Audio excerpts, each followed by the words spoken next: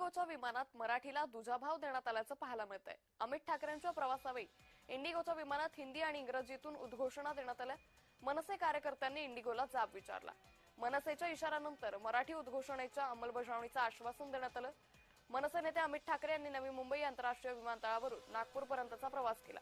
यावेळी इंडिगो विमानातील प्रशासनानं हिंदी आणि इंग्रजीमधून उद्घोषणा केली, मात्र मराठीतून उद्घोषणा केली नाही।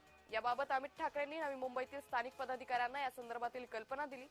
मनसे कार्यकर्त्यांनी तात्काळ नवी मुंबई आंतरराष्ट्रीय विमानतळावर धडक देत प्रशासनाला जाब विचारला।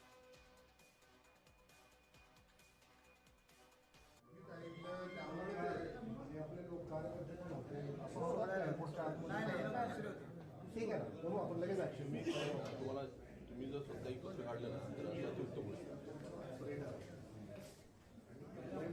4-5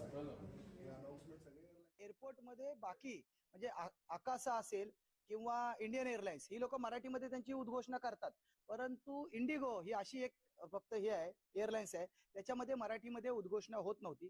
सदर बाब आम्ही प्रशासनाच्या निदर्शनास आणून दिलेली आहे आणि त्यांना पत्र दिलेलं आहे आणि त्याचा आम्हाला रिप्लाय पण त्या लोकांनी देत आहेत की आम्ही ही गोष्ट 48 तासामध्ये तत्काळ मराठीचं जे काही तुम्हाला दुय्यम स्थान दिलेलं आहे ते नाकारून आम्ही मराठीमध्ये सुद्धा उद्घोषणा करू असा त्यांनी आम्हाला शब्द दिलेला आहे।